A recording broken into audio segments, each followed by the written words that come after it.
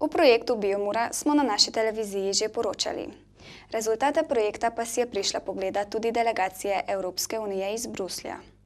V letu 2006 je Inštitut za vode Republike Slovenije podpisal pogodbo z EU Life pisarno za izvajanje 5-letnega projekta Varstvo biodiverzitete reke Mure v Sloveniji oziroma na kratko Biomura. Namen projekta je varstvo habitatnih tipov in vrst iz seznama habitatne in ptičje direktive. Na poplavnem območju reke Mure in na reki Muri tako izvajajo naslednje ukrepe: povezava glavne struge s stranskimi kanali, lokalne razširitve strug, sonarno vzdrževanje poplavnih gozdov in stranskih rokavov in drugo. Pred kratkim pa je na obisk prišla delegacija Evropske komisije iz Bruslja. Delegacija komisije je prišla pogledati dejanske rezultate projekta, ki ga sofinancirajo. Danes smo tukaj na obisku zaradi enega izmed slovenskih projektov, projekt Biomura. To je standardni postopek. Kot komisija bi radi videli rezultate projekta, ki ga sofinanciramo, in danes upravljamo enega izmed ogledov lokacije. Povedala je še, da je projekt v zadnjem letu implementacije in da tehnično poteka dobro. Želijo pa si, da bi bil projekt uspešen tudi po zaključku. Mitja Kaligarič, zunanji spremljevalec Life Plus projektov za Slovenijo, pa je podrobneje predstavil Life Plus program in vlogo projekta Biomura v tem programu.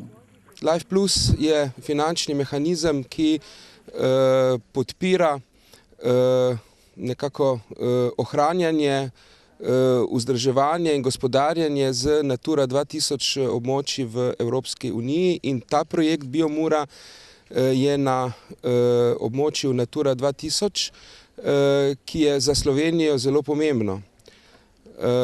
Tukaj imamo primer v tem projektu, kako pravzaprav hidrotehnični ukrepi, ki so eden izmed ciljev tega projekta, uresničujejo tudi cilje Nature 2000 in pravzaprav dolgoročno skrbijo za območje v smislu ohranjanja habitatov, ohranjanja pogojev za vrste, ki so pomembne vrste za to območje, tu mislim na dvoživke, na ptiče.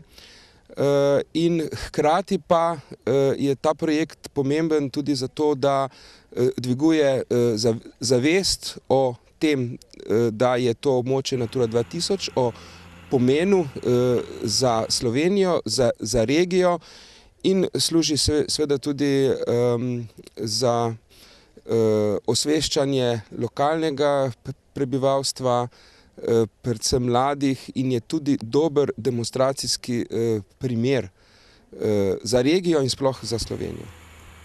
Sofinancer tega programa je tudi Ministrstvo za okolje in prostor, zato tudi sami precej budno spremljajo, kaj se dogaja na projektu.